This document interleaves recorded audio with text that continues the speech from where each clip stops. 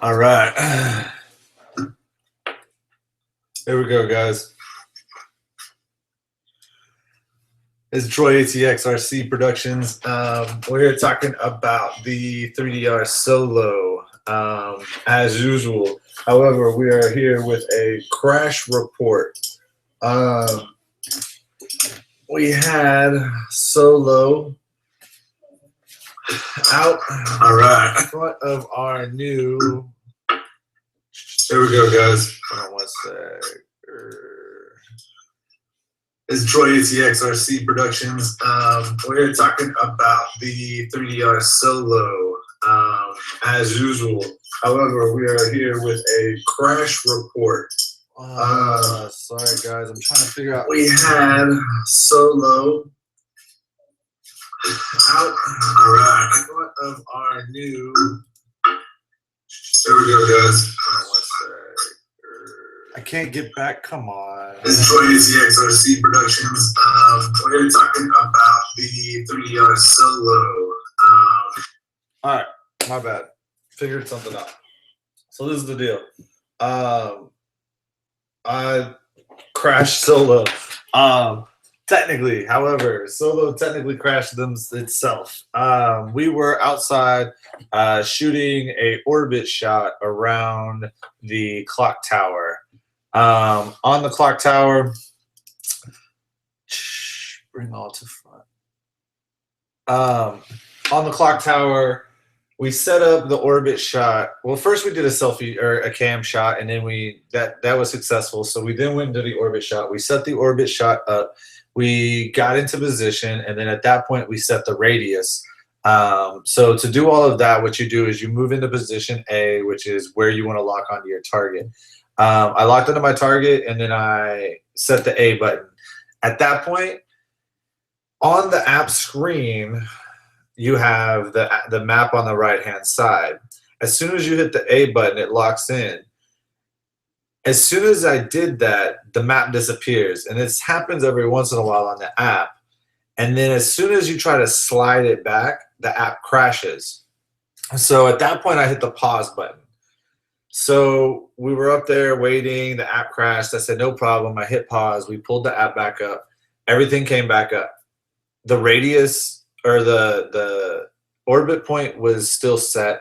So I backed off on the radius, and it showed the orbit point set, the green circle, and it showed me back up and expand the radius. I then lined the shot up right, and then I hit the right orbit button to go play. I was holding the controller like this. Of course, I had my iPad mounted to it somewhere around here, and I also took about 5 steps to my left. And as that point, I took to the 5 steps to my left was to get some perspective on how it was orbiting. I knew I had clearance all the way around, but I just wanted to make sure as it came back around that I wasn't losing sight of it. So as it went around, it just stopped. And as I turned to look, it started coming back like it was coming almost towards home, but it didn't go up at all. It just kind of straight came back. And then all of a sudden it just veered back almost towards the radio, to be honest, which was really weird. All of this kind of occurred in the moment that I took 5 steps to my left. I was holding the radio just like this. My thumb wasn't over here. My thumb wasn't over here on the stick. It was dead center, not on the buttons. I was just holding the radio like this. So there's no way. The antennas, by the way, were in the new position that Philip Rowe, which I'll talk about him in a little bit, recommended. So I had those set up like that. Anyways, so it's all still together. Thank gosh. The main damage was the prop damage. You can actually see I still have a lock nut on there. I'm not going to try to extract it myself. I'm going to let them do it. I'm sure I could just, get a grip on the motor and get it off, but I'll just let it be. Man, when it happened, it was all just so surreal and in the moment. I will say, as fast as this happened, I learned an important lesson: the pause button. It's funny that I hit the pause button while trying to set the shot up, but in my reaction, I'm not used to having a pause button, so I didn't even think that literally, yes, I'm holding the radio like this, but I could have pressed pause or flipped whatever. In this situation, and you'll see on the video, it happened really quickly as far as it was moving away from the tower and then just veered back. But pause button, guys, remember the pause button, practice it. Just like reloading your clips and your guns or your bows and arrows or casting your fishing pole, whatever you do, practice using your pause button because it's there. It probably could have saved me.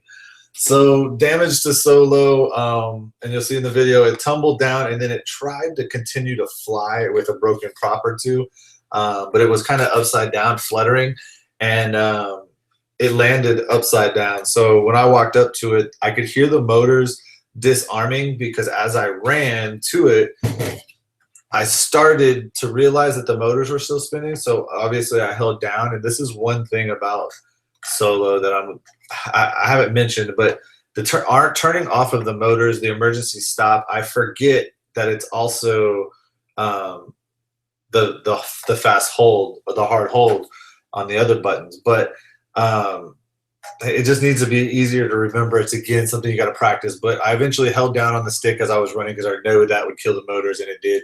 But I ran up, broken props, more motors, especially on the black sides, the black motor tips. The battery, when I tried to eject it, it's actually kind of, I don't know if it's the eject button or what, but it doesn't want to click out. It kind of takes some grip. So I don't know exactly what the damage was. I will mention this is battery number 2. Battery number 2 was just purchased today. I know it shouldn't affect anything, but it was charged first flight, so new battery.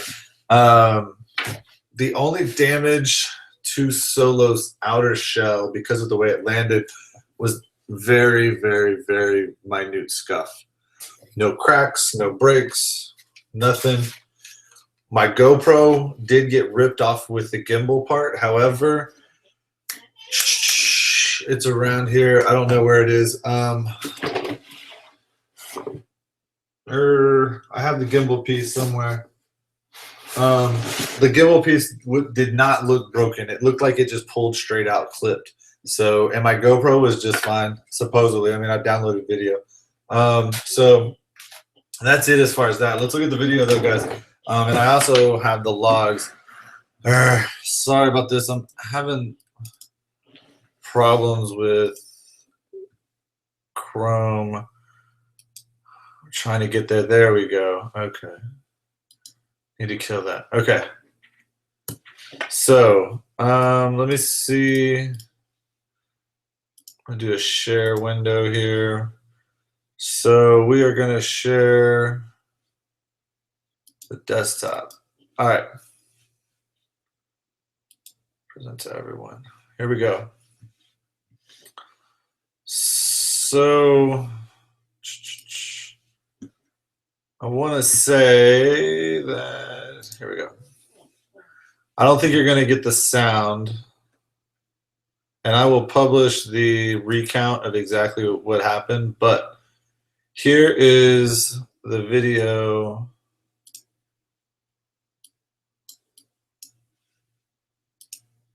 Lighten it up real quick just to get some better perspective.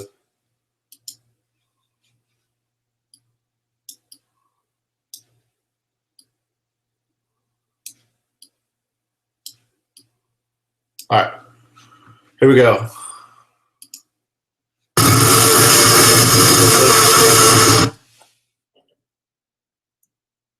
So this was when I initiated the orbit. It starts orbiting, and you can see me over by the black car. It just crashes, spins. It's tumbling down the roof and now falling. And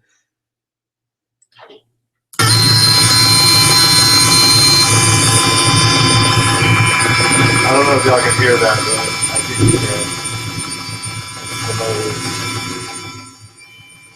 And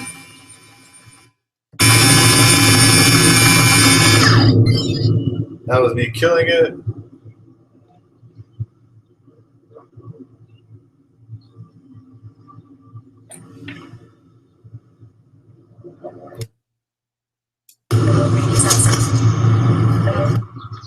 All right. So this now is the recount video. So you should be able to hear this. Alright, so real quick guys, Troy ATXRC Addicts Productions, what the fuck ever. We just crashed solo, yeah, we did that. So over there. Anyways, that's that. So yeah. Go back. So the other thing was the log shot. So here's the logs, and this was the first log, and it talks about remapping, disabling the stick remapping, blah, blah, blah. Orbit, just basically telling you what the setup was. We'll close that one. Log number 1, sending, here we go. So got API vehicle, enabling remapping, disabling stick remapping, blah, blah, blah, blah. And here's the cable cam we did originally. So we did a cable cam and it was good. And then we did another second cable cam. And then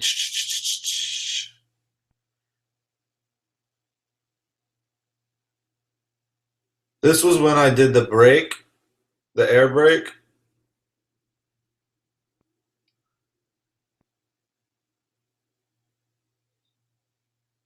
And then I really don't know 100% of what all this means. I'm sure somebody else does. Entering the orbit, the radius was set. Set the orbit options. Blah, blah, blah. Change the loiter. And then it says sending fly. So I don't know why it went to fly mode, but it says here that it detected that we are not guided, exiting shot. Enabling remapping false. I don't know 100% of what that means. If that means that it was out of GPS mode or what. Disabling stick remapping, sending fly, entering smart shot or entering shot 1. I don't know what any of that really necessarily means except for land, obviously, but then blah. So there's that. And then here's the other log that I can access currently. Same thing. Red and button mappings, blah, blah, blah. Guided, remapping false, disabling stick, fly, entering shot, exiting fly. This is where it's just weird. Mode guided, loiter, fly, land, loiter, fly, follow. This is the other one that trips me out. Why is follow being set? I don't know. I never went into follow mode. Anyways.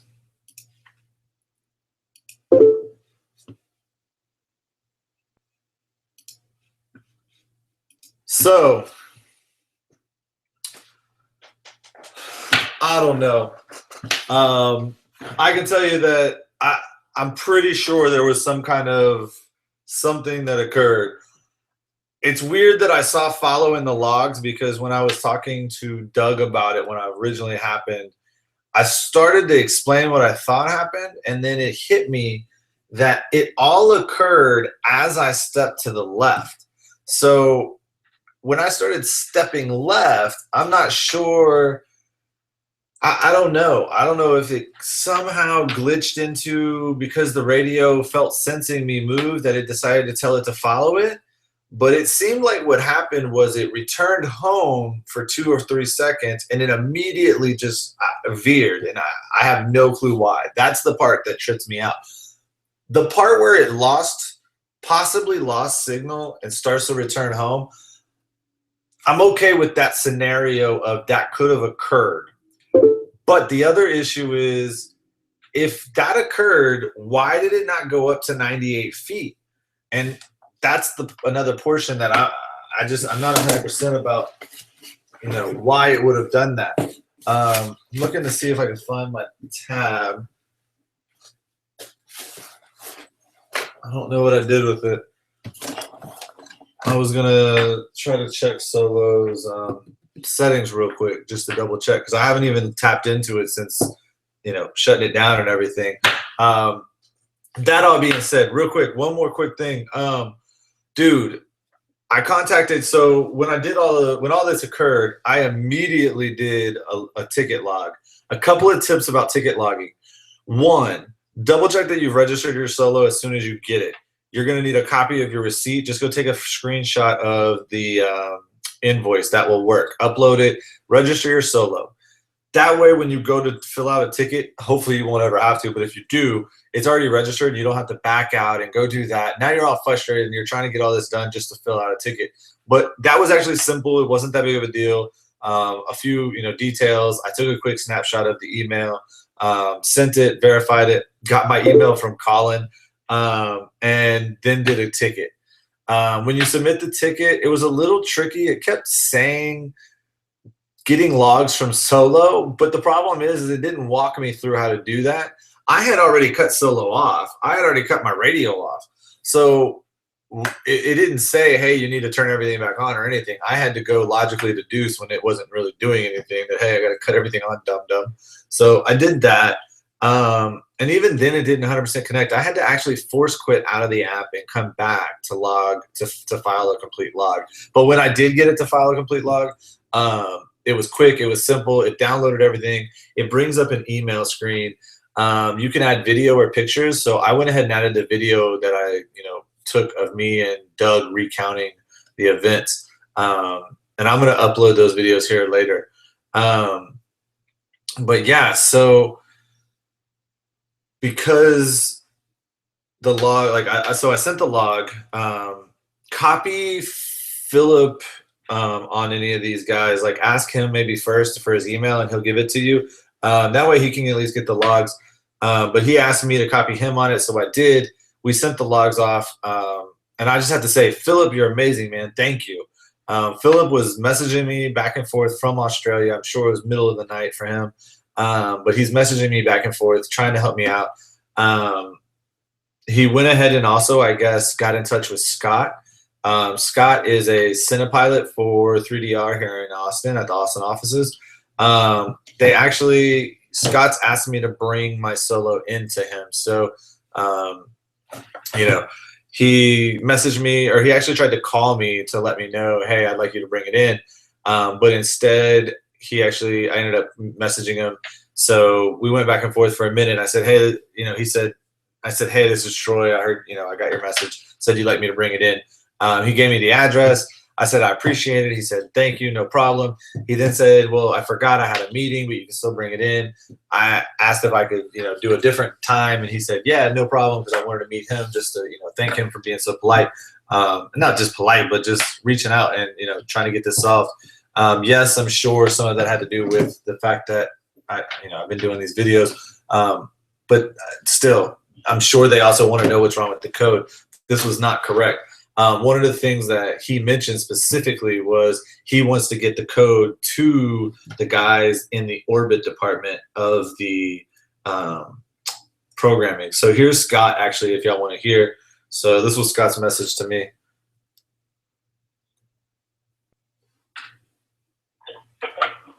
Hey, Troy. It's Cinepilot here with 3DR. I wanted to give you a call. I heard about your crash. I was talking to Philip a little bit. Sounds like something we definitely want to look into more. I'd love to get an opportunity to pull some logs off that copter in person and get a chance to really dig in deep with it. It definitely sounds like something we want to fix. So if you could, give me a call back when you get this. Again, my name is Scott Horn. Cinepilot based here in Austin. I'm thinking probably next Monday. Maybe you can bring it into the office and I'll take a look at it.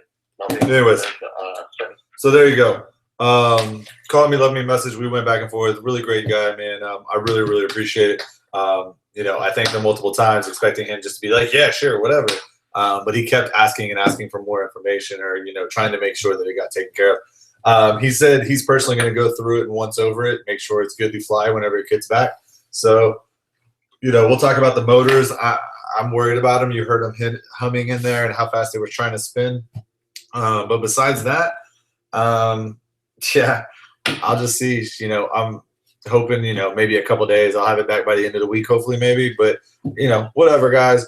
I am obviously not happy about it, but if whatever happened to mine helps work yours out and make yours better, well, that's all that matters, right? Yeah, there's no other damage anywhere besides the gimbal getting ripped out. We're all good to go. I'm interested. I really would be interested in firing it up. Give me 2 seconds to find my time.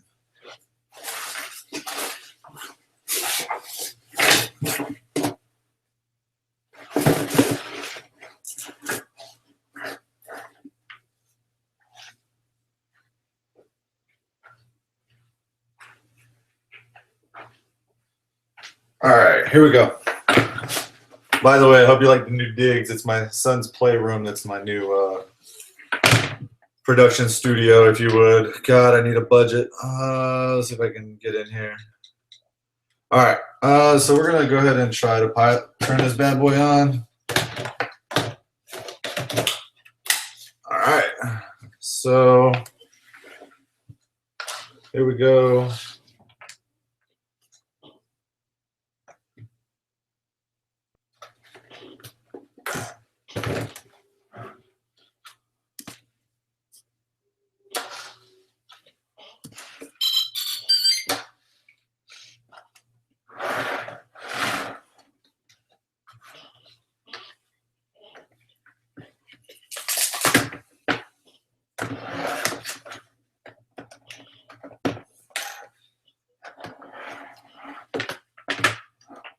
All right.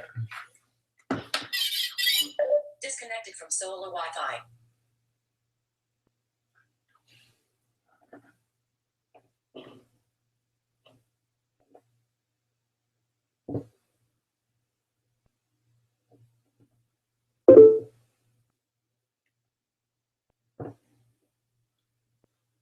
Waiting to hear from Solo.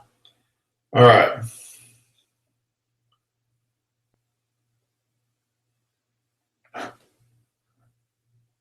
Waiting for GPS. So now we're in there.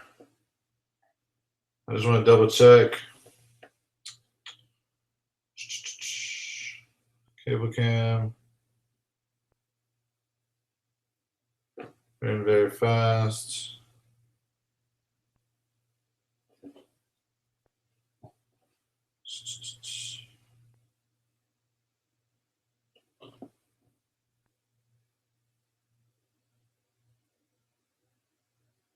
Oh, save video to camera rolls are there.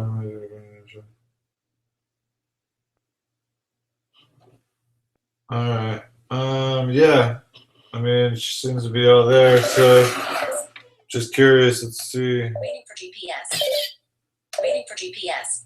Waiting for GPS. Waiting for GPS. Yeah, it won't let me fly because of the GPS mode. GPS. Cool. Well, anyways, Waiting for GPS. we at least know she's reacting. GPS. I wasn't 100% sure on that. GPS. I'll take it outside tomorrow and double check, see if the motor's spin. I mean, honestly, I'm not worried about it. I'm gonna let 3DR deal with it. I'm sure I'll get it worked out. While I got this here, I do have sunshade that I got from Patty Hat. I was excited to use it too, but I didn't use it today. I wish I would have. Just wanted to show you guys it actually will work. I was concerned that it wouldn't. So just like that.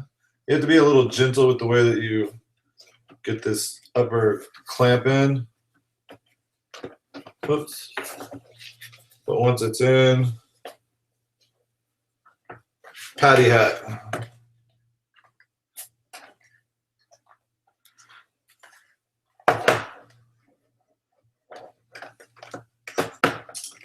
There we go.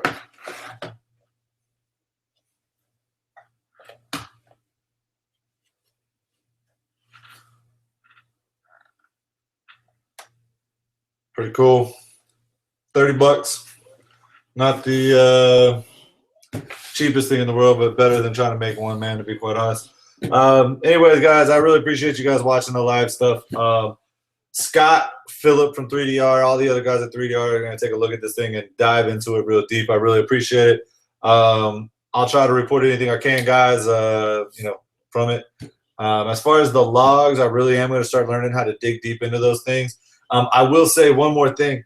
I am told that the logs that I have retrieved are only the baseline logs. There are apparently deeper logs and more in-depth logs that, in Philip's word on the phone, much more fun, I believe he said, which was really funny. So much more fun logs lie beneath. Apparently, to get to them, I believe you have to access the Pixhawk 2, I just assume. And so to do so, that's why they wanted it, so they can dig deep into there. Probably down the road, they'll ask other people to go ahead and get in there and do it if they have the abilities, but I don't know. Who knows? Maybe they'll just ask for it. So, yeah, Crash Solo. It's fine, though. I got Ike. We got some more footage coming, so you guys keep rolling. Keep flying, keep shooting stuff, keep having fun. More importantly, dude, these solos are getting to you guys this week. Check your Best Buys for discount, or for not discounts, for extra batteries. Props. I need some new props. I should have bought them today. Yeah. Anyways, cool. Later, guys.